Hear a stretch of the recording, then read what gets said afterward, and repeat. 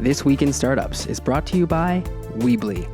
A good-looking website is great, but a website that turns into a successful online business? That's beautiful.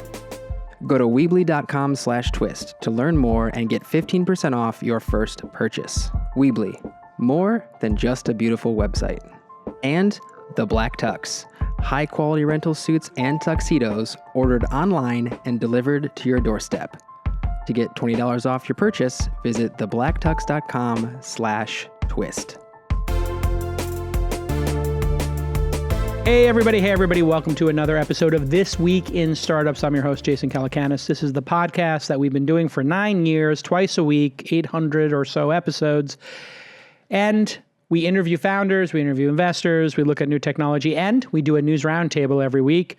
This is the part that most of the fans of the podcast like best. It's when we talk about what's in the news, and we have two amazing journalists with us today. Yes, journalism still exists. It's still a thing. JeffBercovici. Did I get it right? Bercovici. This is your what? Sixth time on the show? Seventh time, Bercovici? It's a hard name. Jeff Bercovici is here. Obviously, he is the San Francisco bureau chief of Inc. And previously, you were at Forbes, that's it. And most importantly, his new book is out. Play on the new science of elite performance at any age. So if you're over 40 and you're not elite, this is the book for you. Yeah, I mean, or don't read it because that'll drag down my average. Right. So tell me though, why did you choose to write this book? You have many opportunities to write different types of books as a world-class journalist. Why this one? I got interested in this book. I was personally interested in the topic because I started playing a lot of soccer when I was in my mid-30s, and my body was just, I've always kind of been a sports guy, but I sort of took my 20s off, like I think a lot of us do, from playing any sports. And when I started playing soccer at 35, I was like, oh, my body is not cooperating anymore. Right, you can't just push through. Yeah, so I was having all these breakdowns, and I had a really serious back injury I had to have emergency surgery for. Oh my God. And at the same time, I'm watching this thing happen in the world of sports where like Roger Federer and Serena Williams and Tom Brady are all setting records for the achievements that they have at the age, at their ages. And I just got interested in this question of what are these athletes doing? You know, you're always hearing little snippets of, this secret knee surgery that the knee, procedure that they're doing in Germany, or this weird diet that somebody's on. I just wanted to know what's real and what could I use? PEDs, performance enhancement drugs, are becoming kind of the standard in a lot of industries. Obviously, the NBA had a problem with them, they think. And are PEDs bad or good? Because there's this notion that all drugs that enhance your ability to do sports are bad. That's bad. But is it really bad? Because people are now taking testosterone later in life because their testosterone's lower.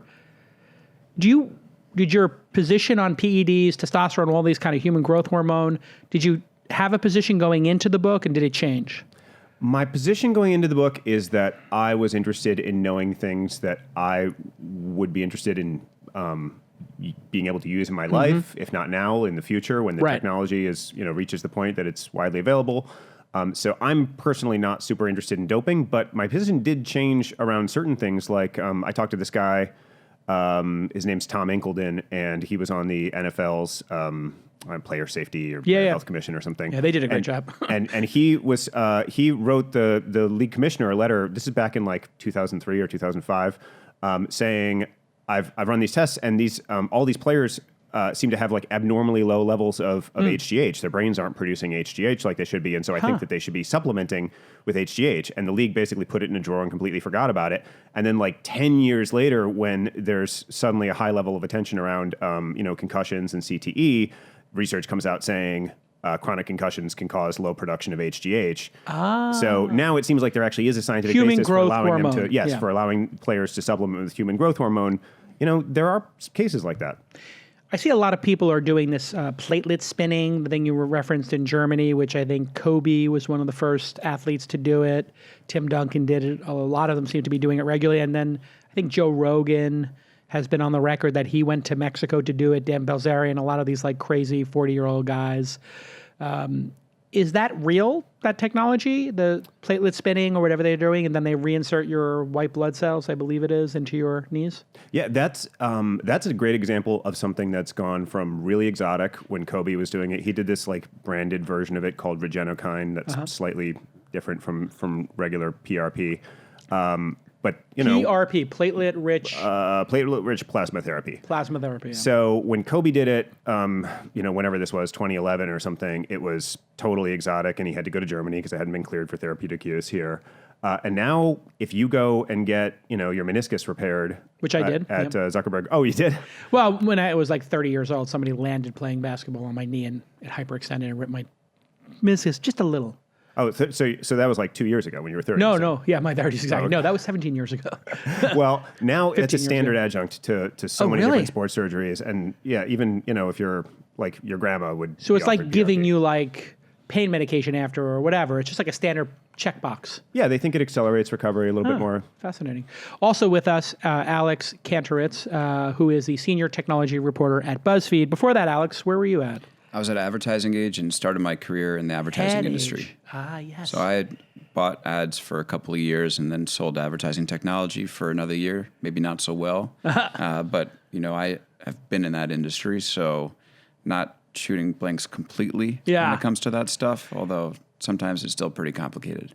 It has gotten to the level that what we dreamed would be possible in advertising has not only come to fruition, it's gone further than we actually imagined, and now the snake has started to eat its own tail. Is that an accurate description of what's happened? It's like collapsing on itself? I mean, it's not surprising because you've watched in the past few years this acceleration of targeting capabilities, and it was only a matter of time till the big guys were just like, we know everything about people, let's offer those to advertisers. Yeah. So that's what they did. So it's not a surprising evolution. It's like, we're not really good at stopping technological progress, whether it's like creating new products or offering new ad targeting capabilities. And it sometimes takes a backlash or a great reckoning, to slow some of this stuff. Like humans will just create because that's what we do. So I think that of course, we're now at a point where ad targeting is, pretty creepy. It's been creepy for a long time. So, and it's just because we just kept building. Creepy and global and complete. I think that's part of it that people didn't anticipate is if you had the complete data set of every American and the ability to reach them, which you couldn't do through one platform, but you can do it through one platform in Facebook now. I was going to say that sounded like Facebook's slogan. Creepy, global, complete. We're complete. Yeah, they wanted to do it completely. And then if you look at what happened, I don't think anybody 10 years ago when Facebook was describing their targeting would ever imagine the Russians would then work with potentially a political party to subvert voters in specific districts with racial ads to subvert people coming out to vote. I mean, if you put all these random scenarios together, a science fiction author wouldn't come up with that. It would be implausible to do a TV series based on that, wouldn't it? Well, look, bad guys are smart. There's this, this feeling that the good guys must be smarter than the bad guys, and that they couldn't possibly think of ways to manipulate the platforms that are built, and if they did, they'd be easily recognizable. But turns out that that's not the case. So. Here, by the way, this whole podcast is going to be me. This is what happens when Jeff and I talk. I throw out theories, and then Jeff very quickly debunks them. And usually we just do this in private, so it's not too catastrophic to my career. But I'm let's crack out the Macallan 18, and we'll start this process. By the time this is done, I'm just going to have to find Jeff, you're about to jump in on this. What is your take on this? That the Lex Luthor, if we're going to call it a syndrome, Lex Luthor is going to do a better job with the platform created by the good guys than the good guys who created Superman, who has ethics and morals. 100%. I think especially, just when you look at, countries, or state actors or non-state actors that aren't bound by the same kinds of democratic conventions that we are, it just makes sense that a country that's run by, a non-ethical strongman leader is going to be able to do a lot of things that that we can't respond to or even anticipate effectively. I think it's going to totally continue for as long as we have. All right, well, let's cut to the chase here, Alex. When you look at Facebook and Zuckerberg and what they built, Do you trust that company? Or do you think that company is untrustworthy with our data? This was, I mean, you know, if a reporter comes here and tells you they trust any company fully, they're a bad reporter. Right. So no. So when you're a reporter, you just become instantly cynical because you see how the sausage is made. Your job isn't to trust. It's like Right. it's a trust but verify situation. So look, that's not me saying that everything that Facebook does is bad. I think there's a lot of good intentions inside that company. But, you know, every statement, you know, has to be kind of placed against, you know, you see what they say, and then it's our job to check what they do. So I'm not going to say, you know, sit here and say everything they say they're going to do as a reform is going to happen. But I do think that they're like actually heading in a good direction. You do? But I think they're heading in a good direction. What makes you say that? Because for a long time, Facebook has been this very aloof company who, you know, there was this, I was just reading this story about internet.org where Mark Zuckerberg said, how could somebody vote against this? Or how could someone not be for this? And that's been the Facebook ethos for a long time. How could somebody not be for this? Right. And I think that's switched. So I think that now they're more humble. They understand that their technology isn't de facto good, which is what's been said inside before. So they've grown up. I think it's a growing up process. And I don't think this happens overnight. I don't think you're going to get a fixed Facebook immediately, but this is way better than the alternative. Like, you know, they're a business. They're not accountable to anyone, really. I mean, the government can step in and regulate, and maybe they're taking these steps, you know, not to, FTC, keep the government away. But they don't have to say, they could have easily just come out and said, like, Don't use our products. You know products. what? If you don't like it, exactly. Don't Use our product or deal with it, and we're not gonna fix it. This is what we built. You like it, good. You don't. But instead, they say, hey, we have some problems. We know we're powerful. We're gonna fix it. That's a good start. What do you think, Jeff? You buy this? You think they're getting better, or do you think it's all window dressing? And we had Instagram is now going to let you see how addicted you are to Instagram. Do you think that's all window dressing, or do you think they sincerely want you to use Instagram less? I think that they are always going to do just enough, just in time to keep. I think they're smart. I think that they, you know, are sensitive to public opinion, and I think that they are going to do just enough, just in time. My question that I'm curious about and know just enough about to have some guesses is what their public moves say about who has Mark's ear right now. Interesting. Because I've heard some things from people who have been in some of those conversations having to do with why when Facebook makes certain bad decisions of the kind that we've seen them make a lot of in the last couple of years, where they circle the wagons. They think that they can, you know, they think that they can avoid making some kind of concession or admission that they don't want to make. That results in very specific conversations between Mark and very specific people who give him that kind of advice. All right, when we get good back, decisions tend to be his. When we get back from this quick break, I want to talk about who's making the decisions there, and then what the ramifications will be of the EU and him being called to testify now, which he has been trying to avoid, when we get back on This Week in Startups. And I would like to tell you all about Weebly. If you've ever thought about quitting your job and doing your own thing, you are certainly not crazy. You are a member of the This Week in Startups audience, and you're like 82 million other Americans who said they would start their own business if they could. Well, Weebly wants to see more of these people take that leap and turn their ideas into successful online businesses. So they've made it much easier for you to get started on your entrepreneurial dream. First, by making it dead simple to create a great-looking website. And second, and more importantly, by providing tools to help you turn that website into a successful business. Yes, Weebly will help you turn your beautiful website into an actual business. Here's an example. Let's say you're an artist and you want to sell your stuff online. Well, with Weebly, you can do that. You can build an online store and have all your products and your brand look incredible. Then manage your inventory, collect payments, run promotions, even chat live with the visitors on your site. You don't have to add some software to your site. That just comes with Weebly. So when you're ready to grow, Weebly can help you get discovered on the search engines and with creative marketing campaigns, and you will get all those return customers. So whether you're looking to create a side hustle or your dream job, Weebly can help you get there. Visit Weebly.com/twist. This is very important now. Weebly.com/twist. for 15% off your first purchase. Go ahead and do that. I know you don't need to save the 15%, but go ahead and try it to support the show and to support Weebly for supporting the show. Weebly.com/twist, 15% off your first purchase. It's more than just a beautiful website. Thank you, Weebly, for supporting independent media like This Week in Startups. Okay, back to the action here. When we left, Jeff, you were speculating, and you maybe have heard about who is in Zuck's ears. Well, now Chamath Palihapitiya, Sean Parker, both said they regret what they built in this Frankenstein that has become Facebook. And then you have Sheryl Sandberg, who I am friendly with and know.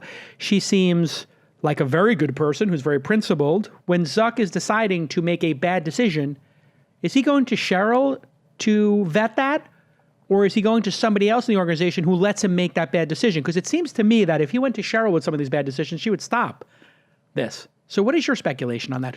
I mean, what I've heard is that her impulses and Elliot Schragg's impulses, the what is he, head of legal policy? Comms and policy, tend to be very cautious. You know, Zuck is more bold and they're more cautious. So when and he's obviously more, he's very idealistic. Facebook's very personal for him. So I think he takes some of these criticisms more to heart because it's his baby, it's his vision. And whereas the two of them are more, slow down on what's the impact going to be on the business. We can always do this. Next month, next quarter. Pump the brakes. Right. And a lot of that pumping the brakes looks to the outside world like wagon circling or like, obfuscation. Yeah. And then he gets frustrated with that and then does something like the manifesto because he is very eager to be seen and understood. Explain what the manifesto is. Yeah. What was that? That's the 6,000 word essay that he wrote basically last year about sort of assessing where Facebook has come and how. And groups are going to be the next thing. Community. Right. Realizing that connecting the world hasn't actually resulted in connecting the world, so talking about what needs to be done from here on out to actually bring the world closer together. Alex, let me ask you this question, and I'm going to put it out there, and I don't want to be a psychologist because I'm not, and look into the psyche of Mark Zuckerberg, but he is a unique individual, and I don't know that he understands human nature to the extent of other people on the planet who might be experts. Is this the right person to be making decisions for billions of people and how they communicate with each other and interact with each other? Or is this fundamentally, these problems, do they come from Zuckerberg's own lack of life experience or understanding of human nature?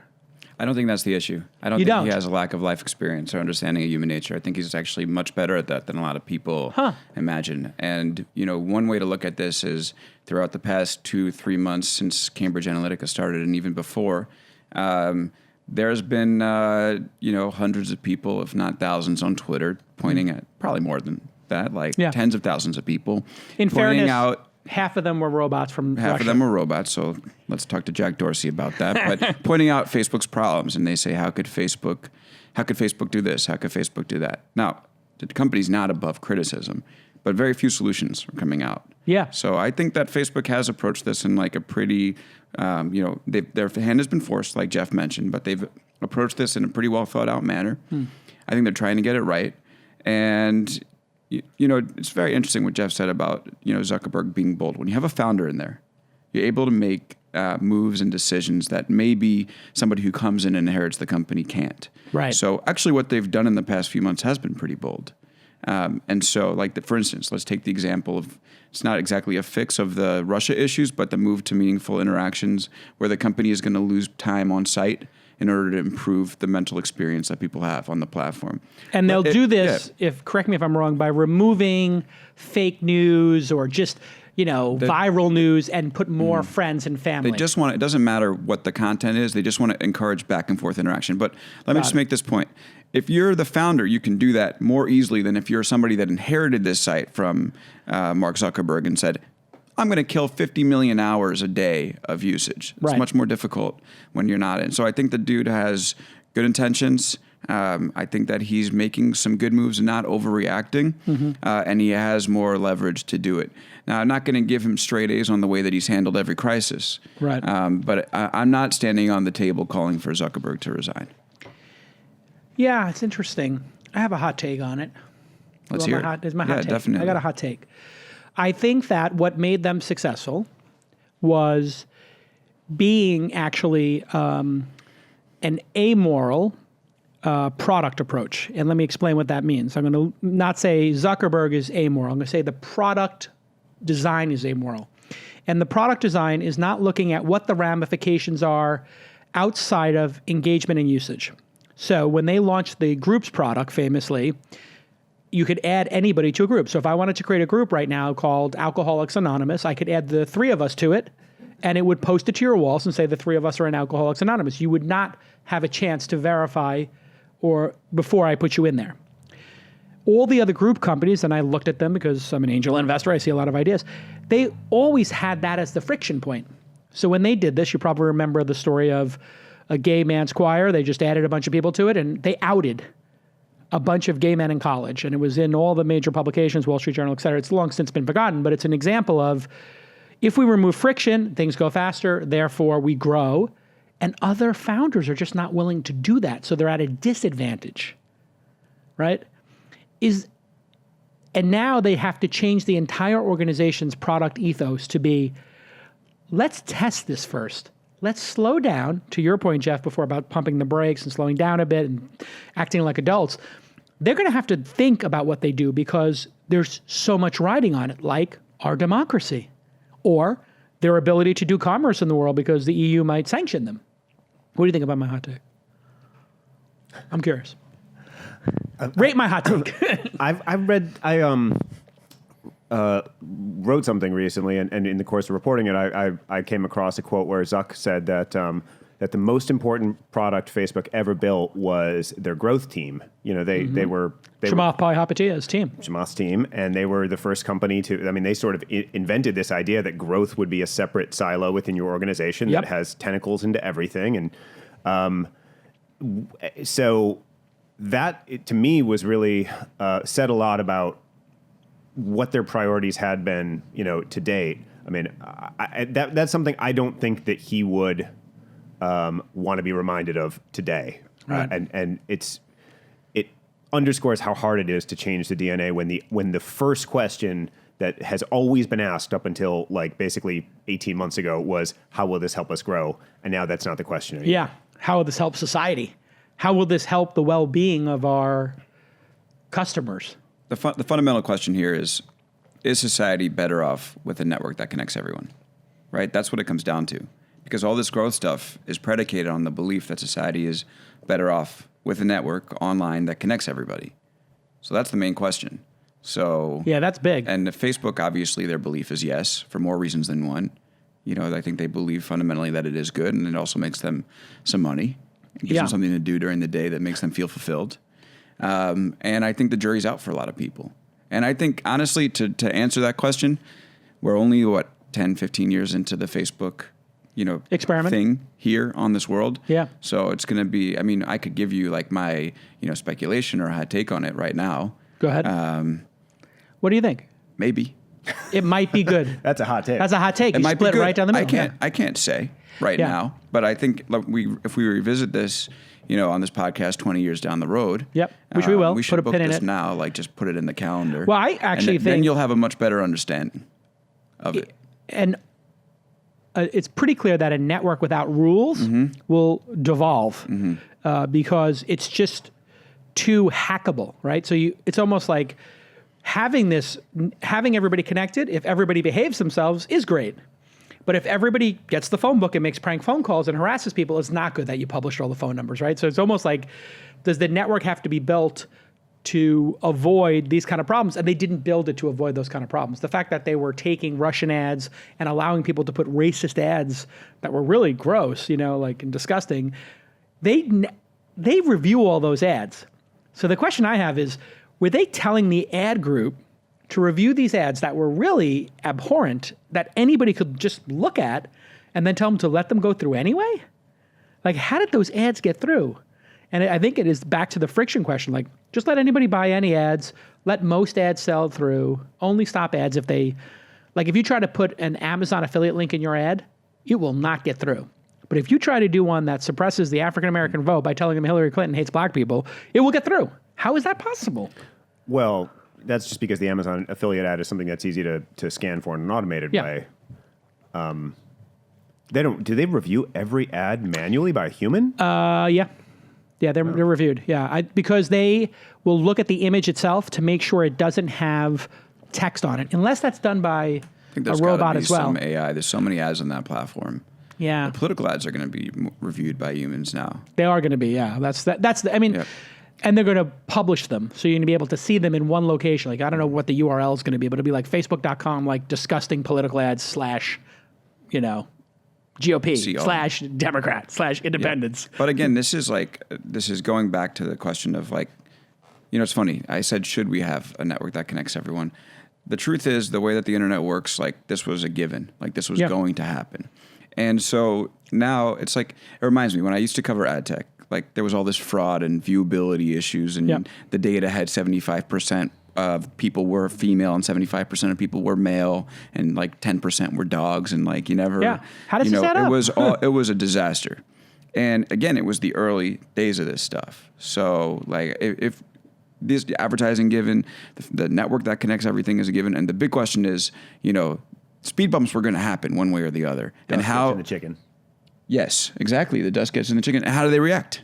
Wait, what does it mean, dust gets in the chicken? Zuckerberg, when he was describing some of the problems that will inevitably come up, that was the example that he used. Dust gets in the chicken. Yeah, he was saying the FDA has rules for how much dust can be in chicken. And he's like, it's just a little bit of dust in the chicken. Right. And people should think about the internet the same way. There's always going to be a little bit of dust in the chicken. So let's hold their feet to the fire, because this is the moment where they've said that they understand the vulnerabilities, and though they're an optimistic company, they should have anticipated the fact that they, how many times we're going to hear this, have a broader sense of their responsibility now.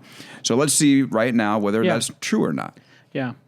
That'll be what defines whether they're good or bad, is how seriously they take these issues.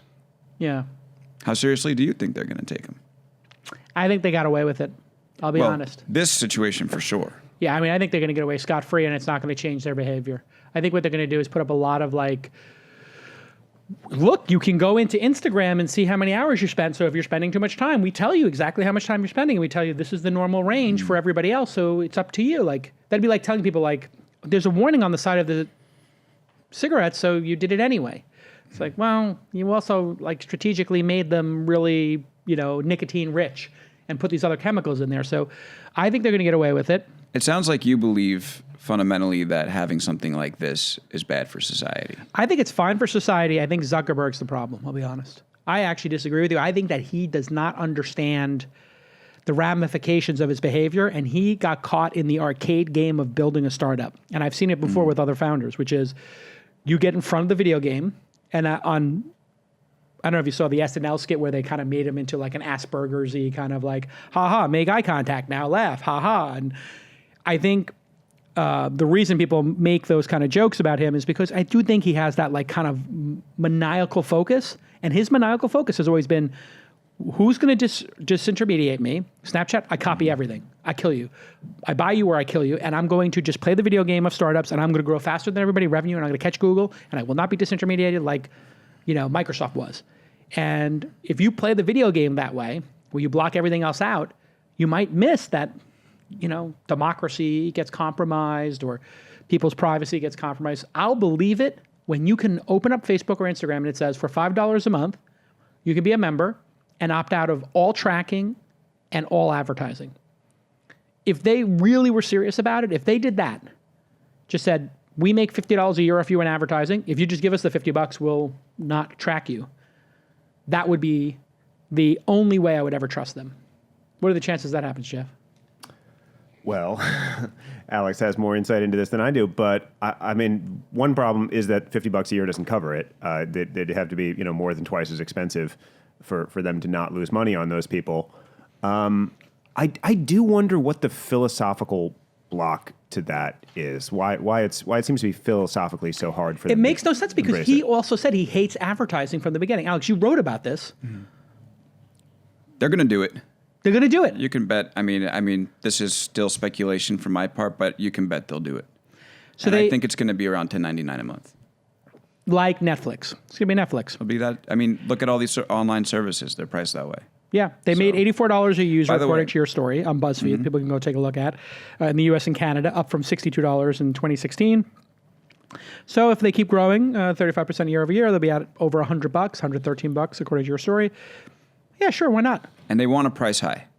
Remember, because they want a price to the point where not too many people 5% or less. Let's say 5 to 7% is the sweet spot, because 5% take that plunge. That's all incremental revenue for Facebook, because advertisers, the way they budget every year is they put money in. They say, is this platform working for me or not? They don't say, hey, is Jeff-Bercovici still there? Okay, remove X% of money. Yeah. And then they budget. So they're It's all accretive to them. So I would say that if they price high, they get 5 to 7% of people that are willing to sign up. It's a public relations win for them, and it's a money win for them. So why wouldn't they do it? That's why I believe they're going to do it. But is the resistance to doing it to this point? I mean, definitely all of their initial statements, his initial statements indicated that they really don't want to do this. Is that because he's worried that if enough people do this, they don't have the data anymore to build the products and that will keep them competitive? Well, if 20% of people do it, that's probably that could tank their ad business, because that's when advertisers start looking elsewhere. Oh, okay. 20% your number. Where do you get that number from? How do you come to From that? ad professionals that I've spoken with. Oh, got who it. have Okay. mentioned that that's probably the danger zone for them. Got it. So if they lose 20% of the audience, people are like, well, that's probably the best part of the audience. Absolutely. So you just cut off the people who buy Mercedes and Teslas. Yeah. They won't go out of business, but people might start looking elsewhere. Fascinating. Okay, when we get back from this very quick break, two very important stories. One is, and I don't know if you've seen this Google Assistant video, but the CEO of Google showed an AI assistant faking, covertly, booking a haircut, and it was disturbing, to say the least, that the person on the other end of the line didn't realize they were talking to a human. So AI agents can now prank phone call and pass off as human. And also, Twitter is going to try to get rid of troll-like behavior, which I think is a bit insane, since the entire point of Twitter is to troll people. All right, we'll talk about those two things when we get back. And let me take a moment to thank the Black Tux. If you're having a wedding or an event where you need to wear a suit or a tuxedo, the Black Tux, TUX.com, is your answer. High quality rental suits and tuxedos ordered online and then delivered to your doorstep. Create your look or choose from tons of stylist selected outfits. Now, suits usually retail for $1,200, but at the Black Tux, they start at just $95. Expert customer care has your back every step of the way. Free home try-on. You can see the fit and feel the quality of the suit months before the event. After ordering, your suit will arrive 14 days before your event, so you don't have any agita. Easy peasy. And if anything is less than perfect, the Black Tux will send you a free replacement right away, with plenty of time to get that suit or tux before your event. When the event's over, you drop your rental box in the mail, and boom, shipping is free both ways. So here's your call to action. Get $20 off your first purchase. Visit theblacktux.com/twist, theblacktux.com/twist. That's theblacktux.com/twist for $20 off your purchase. And remember, premium rental suits and tuxedos delivered to you with no drama, easy peasy. It works pretty well. People here are using it. Okay, let's get back to this amazing episode. Jason, your ads are so good, man. Seriously, they're good. Do you guys vet these things, or how do you decide who to pick in? That's a great question. What we decided early on was we would have something called white labeled advertising, white listed advertising. I'm sorry. What I decided to do was I said, if you want to advertise on the show, we have to use the product. In the early days, it was I had to use the product, and I had to be able to stand behind it. Then it was I had to use it, somebody on my team has to use it, or one of my portfolios has to use it, because I don't use everything. I'm not using, every possible software out there that we are going to market here. And so what that happened was, like, we have Asana and Weebly and all these other products that we use. So it's easy for me to do the ad rate if we use it or one of my companies use it. So LinkedIn Jobs, we use, ZipRecruiter, we use all these. So, and then we make people buy 10 ads. So if they buy 10 ads, I can really get the rhythm of the ad read. If they buy one, I'm sitting there trying to get the ad read right. And it takes you, like, as a host, 3 or 4 times to get the ad read right, I think. And then if you use the product, like, I'm a Asana machine. I love this Asana thing. Like, not to make it a commercial for Asana, but it makes life really easy if it's a MailChimp or a Asana ad and I'm in that product every day using it. Yeah, I knew there was some wisdom to the way that you select them. They're very good. I have a Weebly, but I haven't been able to quit my day job, so maybe they can keep help working me figure at it. out. Yeah. I love my day job. Thank you, BuzzFeed. I know. BuzzFeed's pretty great. It's great. It is great. It's everything I imagined when I joined that place. It's an amazing place to work. Well, the interesting thing about BuzzFeed is, and I always tell people this, like sometimes where a company starts, not where they finish. Like BuzzFeed started with like listicles and other nonsense, and then like now it's like Pulitzer Prize winning journalists like breaking the story of the dossier. And so never underestimate anybody. And what they did so perfectly was this high-low editorial strategy that we used to have at Engadget, which is like Kurosawa's high-low. Like you do like the list of kittens and, whatever. And then, high-end tech journalism or whatever. And it's all good. And it's all good. And they're making a ton of money. I hope they make more. They're printing money over there. That's the thing I'm curious about. Yeah. Like, when a journalist has a decision to go to New York Times or BuzzFeed, how do they make that decision? What's the sales pitch to come work at BuzzFeed instead of New York Times? Well, for me, going to BuzzFeed was an intentional thing all the way through. I saw Why? the moment that Ben Smith joined and was talking about what he wanted to do. It was something that I wanted to be a part of, and I was also transitioning from working in the ad industry. And so like I was looking at publisher business models a lot. And so something I was paying attention to, I actually even met Ben when I was still working in ad tech. And he's like, let's talk. And I had to apply 3 times before I made it in the door. Wow. But finally they let me in. So thank you, everybody at BuzzFeed for making that happen. But yeah, I think that, look, the pitch is simple. Like we can do all sorts of things because we're not held to any, legacy way of producing content. Right. So I can make video. We can do little podcasts that are a joke. I have a newsletter, which, literally it was incredibly easy and quick to spin up a newsletter about Amazon, Google, Facebook, and Apple. There are not many news organizations where you can say, I want to do this newsletter, and then 2 weeks later it's live. Yeah, no. So, if you're at New York Times, they literally have to write a white paper, debate it for 2 years, and then they're like, now we can do blogs. and we also you have all that, and there's also a premium on doing good work and work that will actually have impact, not just get views. So, all right, let's talk about these AI assistants. How can I help you?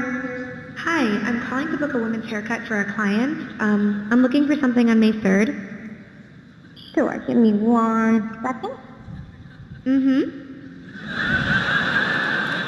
Sure, what time are you looking for around? At 12 p.m. We do not have a 12 p.m. available. The closest we have to that is a 1:15. Do you have anything between 10 a.m. and 12 p.m.? Jeff, what are your thoughts on these AI assistants being able to already spoof humans to get reservations? Well, it was sort of the striking thing about this demo was the reaction in the room, which was laughter and applause, just like delight at watching this demo where apparently this AI assistant was able to trick people at a hair parlor and a restaurant into thinking that it was a real person calling to make an appointment. So laughter and delight in the room by the people who are watching, and then almost immediate horror on Twitter, and in this sort of tech journalism world, people saying, well, this is obviously like everything that we've been wrestling with as an industry in the last 2 years in terms of, fake news, bots, like this is deep fakes, like this is just going to put all of that on steroids. Yep. And it's available to you in an API. Developers, use it now. if the demo was actually an accurate representation of what they can do already, there's some debate around that too. Yeah, sometimes the demos are, like they may have tried that 200 times. This is the one time it worked. And it just seemed like Google also, it was kind of remarkable that they didn't seem prepared for that reaction at all, because immediately they started getting questions, well, are you going to, is the assistant going to have to introduce itself as an assistant? Is there going to be any kind of disclosure? And they were so flat-footed. They were like, I don't know, we're thinking about it. A tech company not thinking about the ramifications of the products they build. Shocking. Yeah. What were your thoughts when you saw it? it's funny. I hate robots. Like, robots to me are the number one enemy. Yeah. And I think people, it's not really like what they're going to do to us. It's like what we're going to do to people and our society's just going to devolve into a mess of human versus robot war started by human. But Yeah. I don't have any problem with this one, honestly. I got to be honest. I don't have any problem. Like, how many times do I get called by a business? So screw it. I'm turning the tables on them. I just you think know it's what? like here, speak to my robot. I will take that over them calling me and telling me my insurance rate's been messed up. At least this is for me I was trying to getting give them business. harassed like 10 years ago on one of my mobile phones. I was getting harassed like with this like robocallers and everything. And then I figured out a solution for it. I had like whatever unlimited minutes or I never used my minutes. So I'd have the radio on and I would just answer the call and leave it on speakerphone and see how many minutes I could waste of the telemarketer. Because I would tell them, like, hey, just remove it. I'm on the do not call list. And they would just keep calling. So it's like, okay, just put them on speakerphone and let them listen to the radio. And they'd be like, hello? Is anybody there? Hello? It's the greatest thing because then they will take you out if you're wasting the person's time. But this, to me, seems like if the first thing that came to mind was the Nigerian scandals. What do they call those spams? Like The phishing? the phishing stuff. Attacks? Can you imagine the phishing possibilities here? Okay, I'm going to build an AI that calls every retiree in Florida and then says, hey, I was talking to your son, Jeff, which it pulled from a Facebook script, and he's in jail, and I need to bail him out. Can you wire money to this account? I'm like, what happened to Jeff? It's like, I don't know. I'm Jeff's friend. We're in Barcelona. He was on the Rambla. He got arrested. I need 300 euros. Can you wire it to this account, please? I have to get off the phone. My battery's dying. And you just do 1,000 of those or 10,000 of those. How many people say yes? Stuff already exists. Like you Not get on the these phone. On the phone. I mean, not exactly not like with that. a robot. Not exactly like that, Not but at there scale. are robot Not at calls scale. where you hear these people saying hello, hey, and then they say, look, I got to tell you something. You know, they wait for the same pauses. They have the same verbal tics. Wow. And if anything, it's Google taking a page out of their playbook. So this is one of those things where the negative use already exists before, potentially the positive use goes out. We're in this moment where Trump has made it impossible for people to know what's real news because he's saying, like, all CNN's fake news. And then we have the ability to have Obama do a deep fake of Obama, not a porn deep fake, but I guess you could do that too, but you can do a deep, sorry, I didn't mean to create visuals for people, but deep fakes are this ability to put a person's face on another person's body, and it's so convincing that if you're watching it and you're not exactly paying attention to the, micro like edges of a person's face, you actually would think they said these things. There's just going to be no truth left. The future is scary as hell. There's some really scary shit that's going to happen in the future. And then Trump could say, like, I didn't say that on the Access Hollywood tape. That was a deep fake. Who knows who the actual actors will be, but it's only a matter of time until something bad like this is going to happen and cause like some serious, like international shit or, end up bilking a lot of people out of money. It's only a matter of time. It just seems like Google should know, like, the opportunity they had. So you can't keep this genie in the bottle. It's not going to happen. No. But Google did have an opportunity, and I guess maybe still does have an opportunity to at least say, we these are the standards that we think anyone the using best this technology, practices. right? Yeah. They should be working to establish that from the get-go, so that anybody who doesn't operate under those standards can be, at least, I don't know, shamed or sanctioned or whatever. Our enforcement. I'll just say one last thing about this. Our enforcement. Our legal framework and our enforcement on this stuff is terrible. That's how people can robocall with basic impunity. They're not afraid of the repercussions. We don't have any laws saying a robot needs to identify itself as a robot if you ask, or it has to disclose at the beginning of the call. And even if we did, like, what would the enforcement agencies actually do if we got this? And it points to a broken system that we really need to fix because we can't afford to play catch up in these areas. Like, these are serious areas that need some foresight on behalf of the government and whoever else might be implementing the systems. And we got to get this right before it's too late because there's a lot of really bad stuff like you brought up that's probably already happening, is only going to get worse as we move forward in time. I mean, I don't even want to say the scenarios that come to mind that you could do with a technology like this because I don't want to inspire anybody. It's bad. It's bad. Like, imagine just people calling in fake, what's this thing called? Swatting? When you, imagine like these 4chan. Did you just say you didn't want to say the scenarios? Anyway. No, seriously, everybody's going to get a SWAT. I don't think everybody's going to listen to This Week in Startups and create a bot to SWAT 10,000 people concurrently across the United States. And But when people do this swatting, like somebody got killed in one of these swatting instances, right. if I remember correctly. They did. They did, right? Like they came to the door. They were like, didn't know Killed what was this going. dude. What happened? They killed him. They killed the guy. And so this is like no joke. These 4chan like folks are like, and I guess on Reddit they were doing it too. They dox people, then they get their address, then they swat them. You could send 1,000 of these concurrently and just create havoc in a city. I mean, this is like Joker level, not to make a joke out of it, but like, some people want to see the world burn kind of level stuff. It's just insane. Let's talk about something that is minor. All your listeners are getting really nice peachy view I'm of the gonna- world right everybody's now. having a Is panic every attack episode right this now. depressing, or are we just bringing it down? We're bringing it way down. We want everybody to realize how dystopian this is all getting. So All you right. buy calm.com for $10 a month, one of my most successful startups. I'm joking.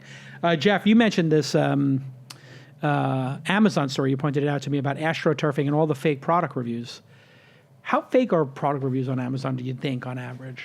I think that the story that I mentioned is estimated at about 9. I think they said that they could verify that around 9% of them were fake, were products of these, basically like Facebook groups or that pay people to write. They're real people writing the product reviews, and they actually buy the product, but then they return it and they get the return and they get paid for writing like a 5-star review. So they said they think at least 9% of them are fakes that are produced in that way.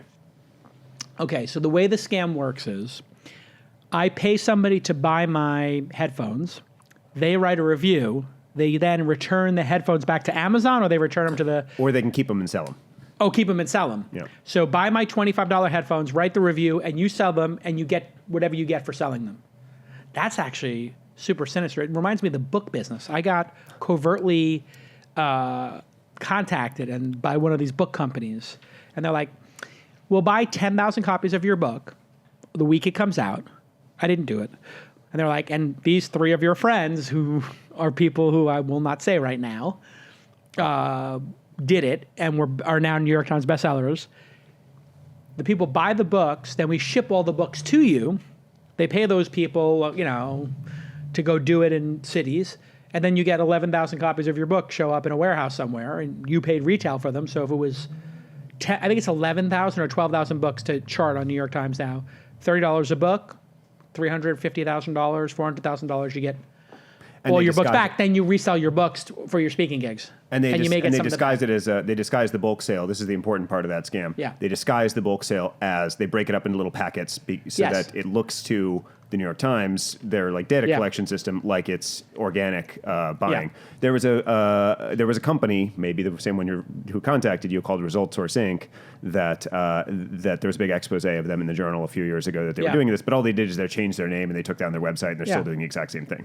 Yeah, I mean, you could just pay somebody to go to bookstores and buy everything, but I think they do the coordination, and they had some easy way to do it. Then they also had another one they gave me an example of, was a very high-profile author that we all know, bought like 5,000 copies of their ebook on the day of, in some way, but it wasn't through like Amazon. It was like whatever the second or third one is. And the New York Times saw it, and they took it out.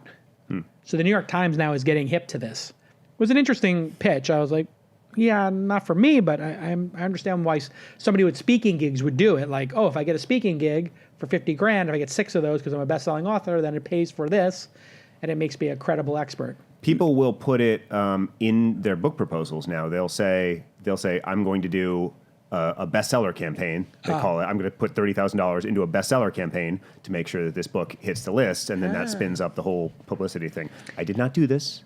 We got to start asking questions of the New York Times. Is the leadership the right leadership? Were they too optimistic about the state of society to allow their platform to become manipulated? A lot of people rely on this for information. There was somebody who had done a vitamin book or something, and the way they did it was they had some big vitamin company, and they sent free copies to everybody, and then they tried to get on the list, and they're like, we sent out 75,000 copies. It was like, oh, if you bought any vitamins, you got a copy of the book. New York Times wouldn't count that. And then some of the right-wing maniacs also weren't on the list. Maybe it was Ted Cruz, actually, was the one book that didn't get on there or something, but they had given them away in some church giveaways or something.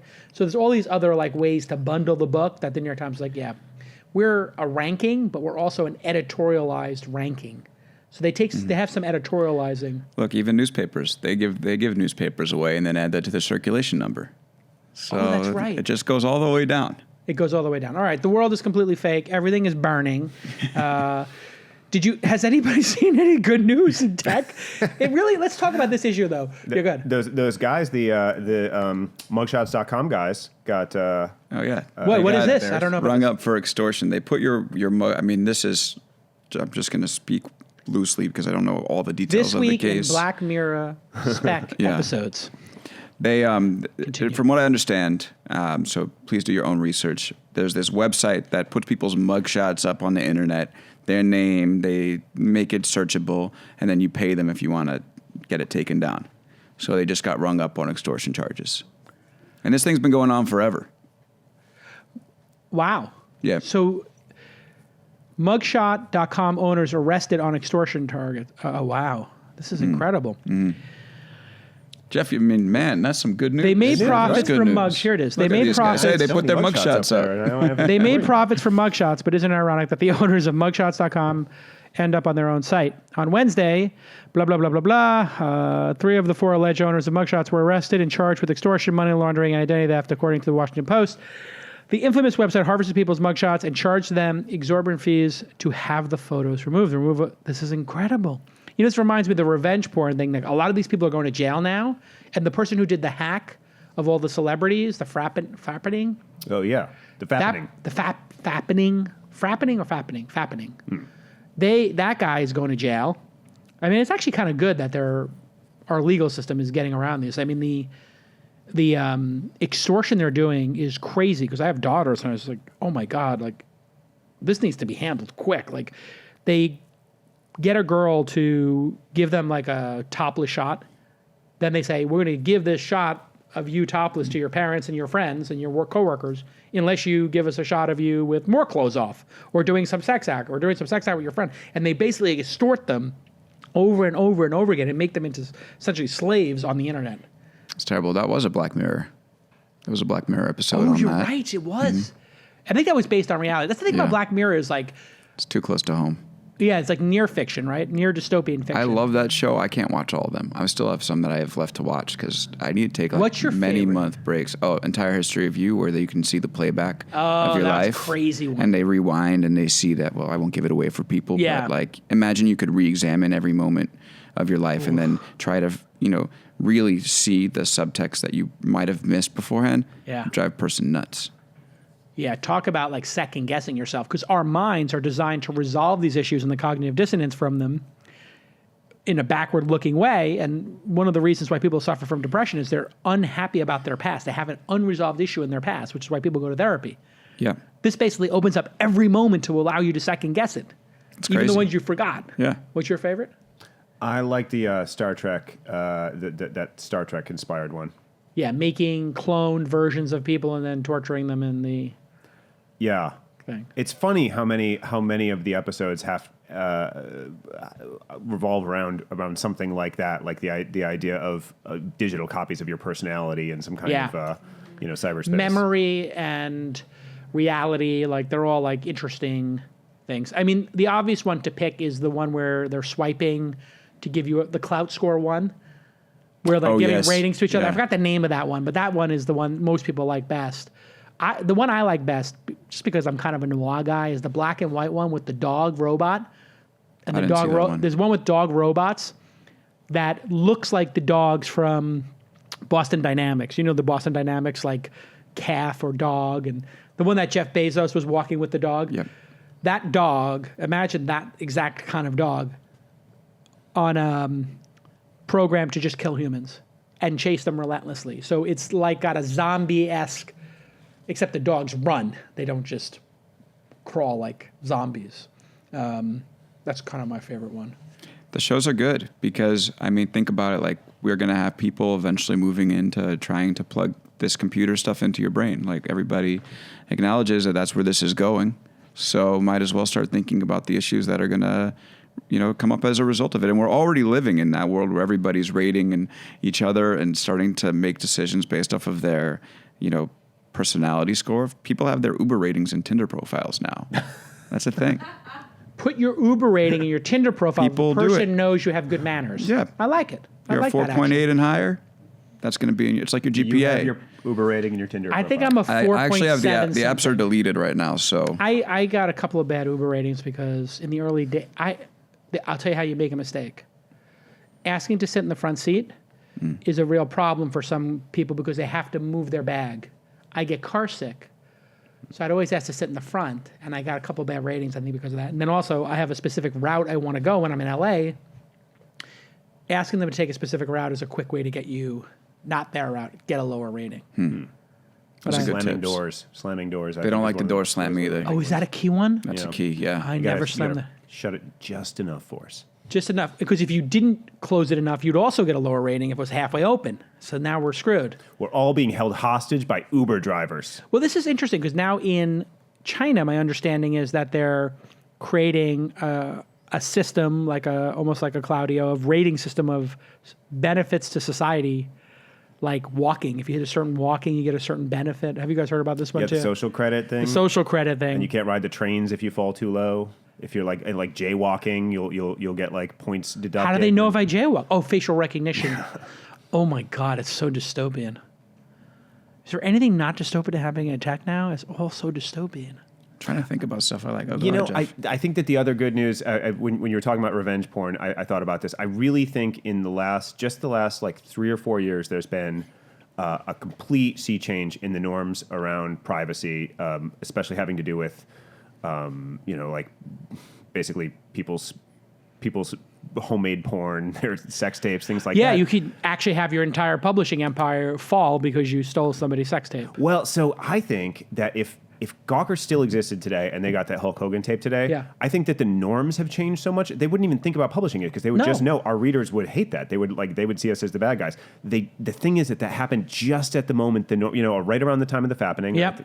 a little before the fappening, when the norms hadn't quite shifted yet, and that seemed like an okay thing to do.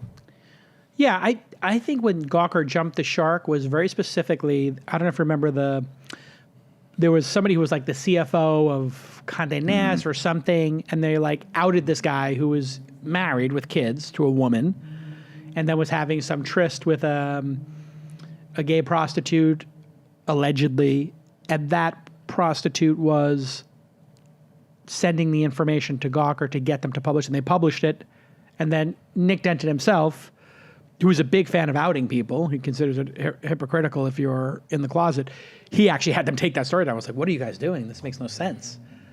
That to me was the jump the shark moment that took that company down. Just want to build on what Jeff said. I do think that we do have this moment of accountability now, and a view of there are changing norms in tech where stuff that used to be, we're moving from this Wild West world to a world where these companies understand that they can be in place for a while, most probably. They have a lot of power, and they're not going to be able to get away with everything. So if you want to look at, for some positives, I think that's, hugely positive. Yeah, I mean, Yeah. the reckoning for Uber comes to mind. Facebook, the reckoning of Zuckerberg is, you remember he sent the chief, who did he send to the, he sent the general counsel. General counsel. It was all and lawyers. It was yeah. Are you kidding me? You're sending the general counsel to there to say, I don't recall, or I don't know, or I get back to you. Them forcing him to come, and now the UK was like, oh yeah, you don't have to come, but we'll pick you up at the airport the next time you do come and compel you if you don't. Yep. This They stuff basically matters. put a warrant out for him. It matters to them. It matters to the public. And, it's not something that can be ignored anymore. It's we've moved from the era of the dancing hot dog to the era of tech platform accountability and responsibility. That's a good thing. Yeah. And then in some cases, it feels like maybe they're beating up on people. What do you guys think of the autopilot controversy? I'm curious. I drive with autopilot every day. You sit in the back and play Django on the seat? Well, yeah, how else am I going to prepare for the show? No, I use autopilot coming up the 280 every day, and it keeps me in the lane. And the stuff I would normally be doing, like using the GPS or, looking at the map or changing the radio, like any normal person, if you change the radio and then you look up and you're like, I just almost went out of my lane. Lanes over, yeah. Yeah, but not 4, but maybe a half lane over. I mean, maybe you're 4 lanes over. I'm See how I drive. No. Yeah, exactly. But those little behaviors, which are allowed, you're allowed to change the radio. I don't know what the exact glancing is. I think it's a second or less, or maybe a second and a half. There's actually a glance rule when they design these things for UX, like you can glance down for a second or something, those behaviors, they just become like so much more safer. Normal behaviors become safer, but then these idiots are taking the self-driving and watching movies. I mean, I don't want to speak poorly of the dead, but these people are literally putting things at 85 miles an hour with one car distance, because it lets you rate the car distance between you and the other car. The person who died on the 101 was going 85 miles an hour on an off-ramp. Is that what it was? 85, and he hit the divider, who's an on-ramp. He hit the divider with and everybody knows who does autopilot. It doesn't do stationary objects. So if a boulder rolls onto the highway, you're going to hit it. It may try and stop you, but it's not going to work. And now they're like saying, we got to get rid of autopilot because people do stupid things in cars. That's short-sighted. This is going to, I mean, I think everything points to this being good for 4 times safety. safer so far, yeah. I mean, think about all these self-driving cars, the millions of miles they've driven with, relatively few accidents. Yeah. I'll take that over, the way that humans operate these vehicles, especially drunk, because people do it drunk. They do it while texting. High. They do it high. I would say texting is probably the most dangerous of all. The sad thing is that like there is a human cost to making these things, operational and functional on the roads, which is that people do die. Yeah. So it's like, how do you? It's callous almost to say we're going to get to a safe system, but there are going to be sacrifices along the way. So it's a hard thing for people to come to grips at, and it's a tough trade-off. And that's why you see the people saying we got to stop this. You have a take on it? You got a hot take, Jeff? I think we're living in this terrible, in this valley right now of car safety where our phones have made the roads more dangerous than ever, and I do think that autonomous driving will be what gets us out of it. But man, we need to get across that valley. So we're in that turbulence right now. It's very interesting. There's an updraft and a downdraft concurrently. Yeah. I like this hot take. This is a good, high-quality hot take. We are risking our lives texting, and then the same technology is allowing us, the smartphone technology is going to allow us to come out of the tailspin. But I mean, the just problem, not good enough yet. I don't want to say the problem, but we do have these moral intuitions that it's like worse. It's somehow worse if somebody dies. I mean, that video, the Uber car that hit the woman crossing the street in Phoenix. Oh, it's so brutal to watch. So horrible to watch that, but it's like more You don't even see the horrible. contact, yeah. It's more horrible to watch that because you know that this car, it doesn't slow down. It doesn't have this like human impulse. No. That it's there's a just person like, there. I'm going down the road. I mean, did you read that thing where they said they said that they think that it they basically they have to program in certain allowances for False positives. things that might be on the road, like A plastic bag floating by. A plastic bag floating by. I'm like, oh my God, it literally treated her like a piece of garbage. And that is just so horrifying to us that the question is like, how much does that moral intuition slow down the rollout of this thing that ultimately, I mean, Elon's right. Like, it's going to save millions of lives. I had such an easy way for them to avoid this problem in the future. The real problem was the safety driver was probably texting or playing Candy Crush for the 13 seconds they had them on camera. For like 6 seconds, maybe 3 seconds, they were looking at the road, and 10 seconds, I'm ballparking here. The majority of the time, they were looking down at their phone, obviously. If you have two safety drivers in there, because of the peer pressure, you're not going to look at your phone because the other person's going to be like, what are you doing? But if you're up there and doing a monotonous thing, so hey, my understanding is they used to have two people. One person would take notes, one person would be driving and watching the road, so they could say, oh, yeah, the plastic bag went by and it started to slow down. We got to think about plastic bags. Whatever, Keep them company, too. What's that? Keep them company. That's the key piece. You need to have two people, or else you get bored. And when people are bored, what do? Use their phones. Stupid things. What's that? Use their phones. Exactly. Same thing. Stupid thing. Use a phone. He checked his phone during the commercial break. He did. What? I did. Oh, you almost flipped the podcast over. Okay, so I was going to tuxedo rental. Tuxedo rental. I know. You're going to get that. It's be there 14 days ahead of time. If there's any problem, you just call them. They send you a new one. Plenty of time. TheBlackTux.com/twist.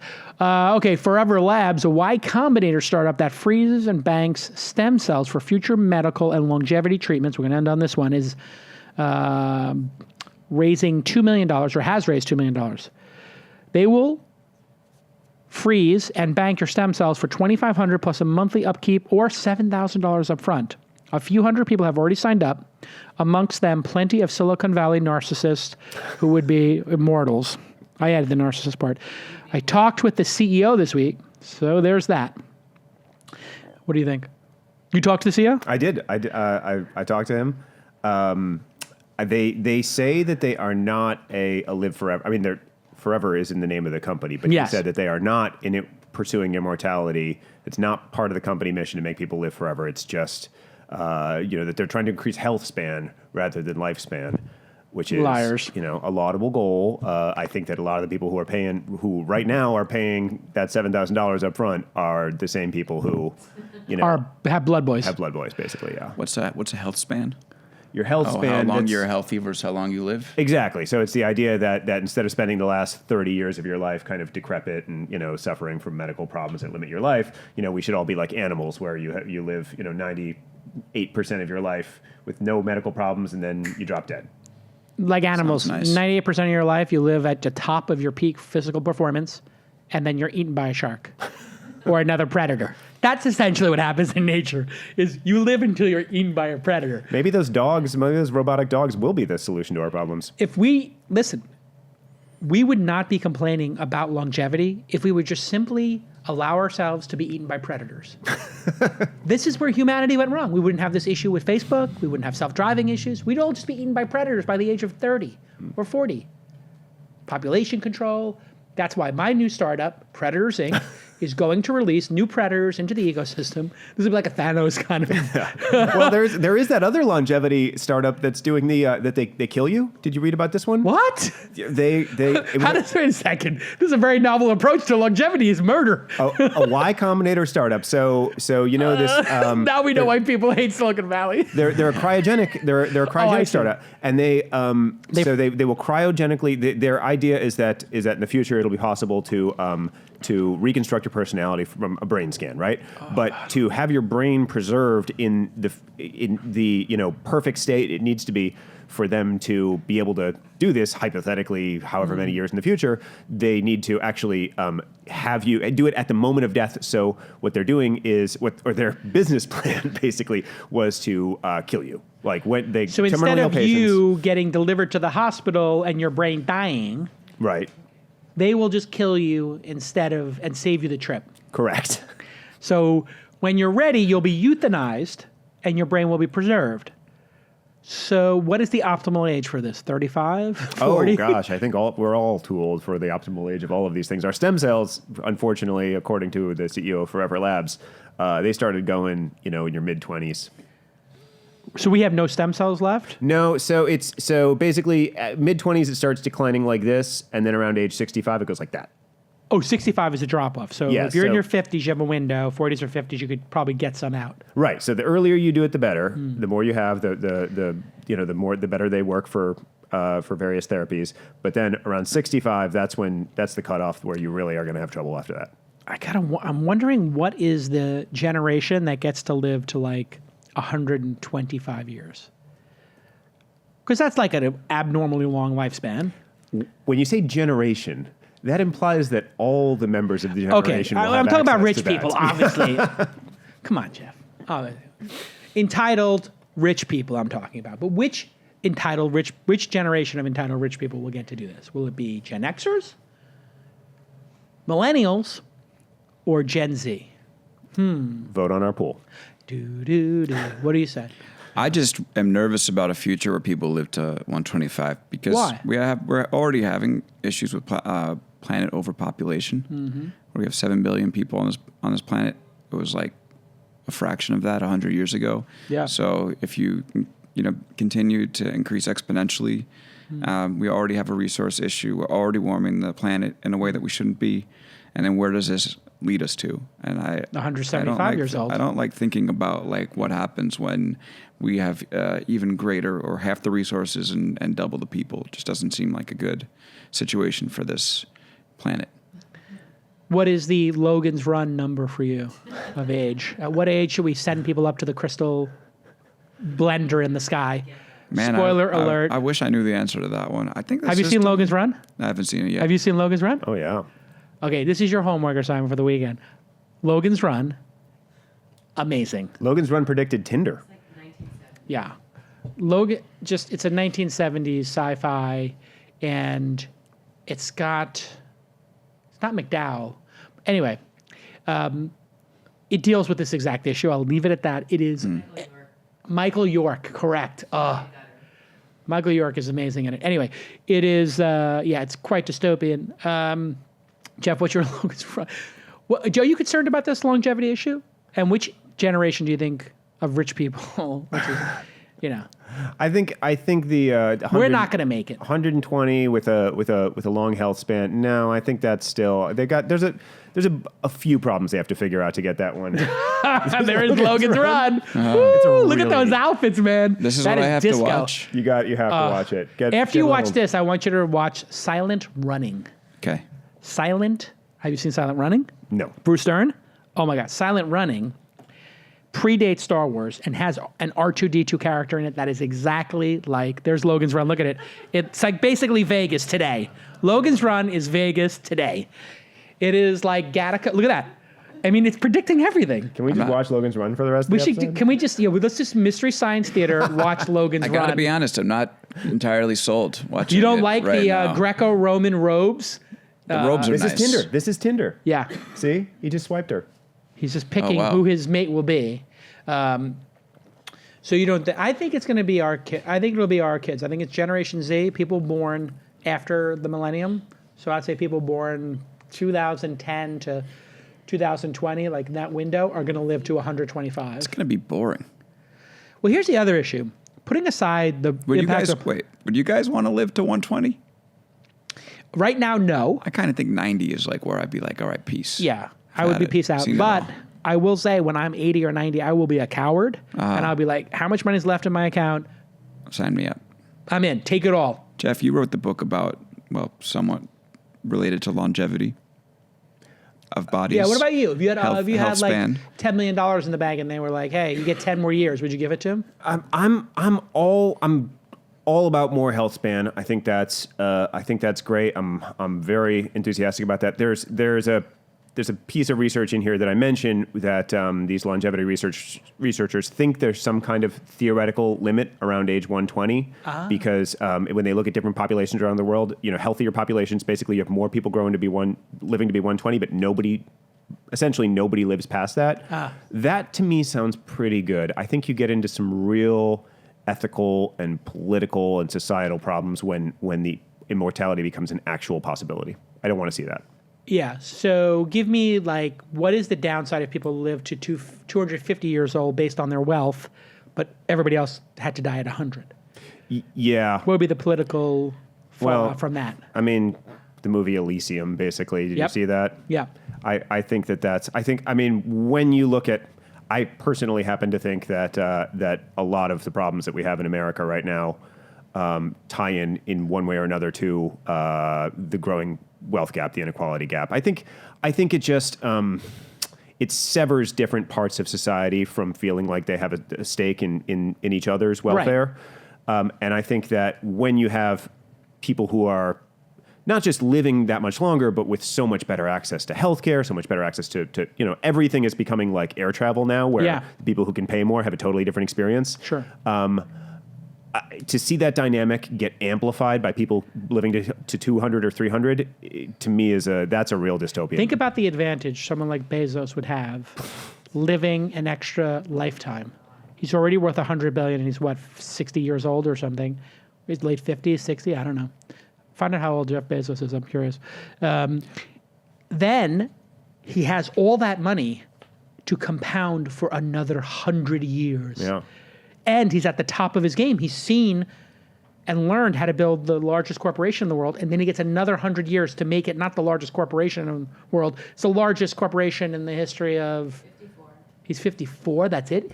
Oh, my God. He's 7 years older than me. I'm such a loser. I mean, inheritance and estate tax is the only thing that breaks up fortunes. Yeah. So that goes out the window. Is there any good upside to it that become like Jedi Knights and they have wisdom and they're like, here's how we're going to reconstruct society to make everybody have a better life? Is that possible? I know someone who thinks that way, but I don't think he's that worried about everyone having a better life. Who's that? Peter Thiel. Peter Thiel. I saw that coming. Yeah. Look, he's in LA now, where there's no Death. I agree with what Jeff's saying about the income inequality issue, but I also think like joke's on them if they decide to go to 250 years. That's going to suck. That really is not going to be a good existence. What if you get a brand new body? Put your brain in a 20-year-old body? Ooh, yum, yum. I feel like we're given just enough stuff that we can handle in this life, like in terms of the people close to us passing away. Got it. And do you So want to the go sorrow- through? You want to go through 3 cycles of that? You know, it just Right. like let's say you've gone through 3 cycles of that, and you're at 250. Your kid's dying. Your kids die, and maybe Your you've friend's helped dying. them, stay alive longer. But there's going to be people. Let's say this is only available to a certain percentage of the population. Yeah.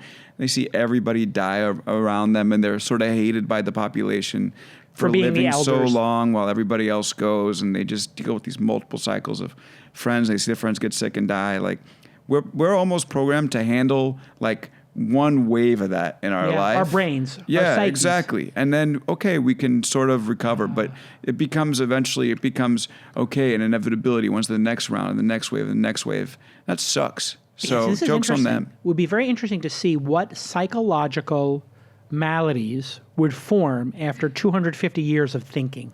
Because we already have anxiety disorders. We have bipolar. We have depression.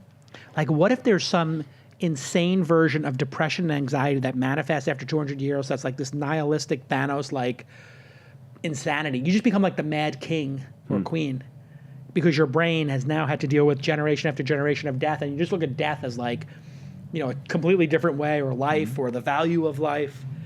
Yeah, Steve Jobs, in his Stanford commencement speech, had the best take on this, which is just that, you have to, don't fight death. It's just life's way of, cycling out the old to make way for the new.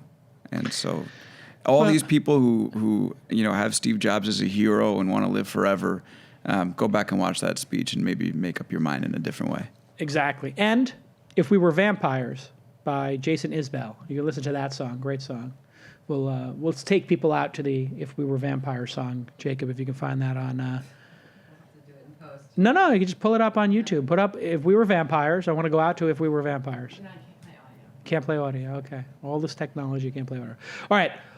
Now, as we wrap up, what's super important? Alex is a senior reporter at the BuzzFeed. You can follow him on the Twitter, Kantrowitz. I also have a newsletter that I And just started. How do you sign up for that? BuzzFeed.com/? Just Google, I don't know if we have an easy URL. You go to my Twitter, it's right at the top there, or it's called the... Pinned tweet. Pinned tweet, and it's also called the Tech Giant Update, so you can Google that and sign up. Let me give you a pro tip. Yes, please. A little pro tip here. TechGiant.com. Yes. .co, TechGiant.com. anything. Just get it and redirect it to the BuzzFeed /email /Alex / I'm going to take that advice. It's really good just advice. buy like a landing page that redirects. Okay, and Jeff, congratulations on the great new book, Play On. The New Science of Elite Performance at Any Age, a must-read. And you can buy it now. People are saying great things. As an athlete who is competing past my so-called prime, Play On goes to the heart of some of the biggest questions around longevity and performance. It's utterly fascinating and entertaining. There it is. Who's that? That is Shalane Flanagan, 4-time Olympian and winner of the 2017 New York City Marathon, author of Run Fast, Eat Slow. And he says it's utterly fascinating and entertaining blend of science and storytelling that anyone interested in staying fit as they age should read.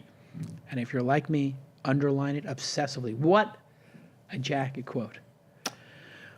On the back of my book. Amazing. The cover is, how did you get such an amazing cover? It's beautiful. This is Beautiful such a good cover. I put on the back love of it. my book quotes of people who don't like me. Oh my God. That's my Jason, move. I love you, man. And that, the sort of person who is frequently described as a character from a movie, The New Yorker. That's not bad. Yeah, That's not so bad. Okay. Hit us with something Jason really would never vicious. stab you in the back. He might stab you in the face, though. who's that? Douglas Rushkoff, my friend. Oh, Yeah, was in that's good. a profile of me, and he's like, That sounds "Listen, like he's just some Scaramucci. I'm not a backstabber. I'm a front stabber. Literally, like Kara Swisher's like, you and Scaramucci are the same person. I'm going to have the two of you on stage. It's the person I interview. I was like, I am nothing like Scaramucci. I'm not here to suck my own thumb. He was saying that about Steve Bannon. That's Bannon who sucked his own thumb. Yeah. All right. In the second hour of This Week in Startups, we're going to take a quick break, and then we'll come back and talk about Trump. Stick with us. We'll be right back. Bye-bye.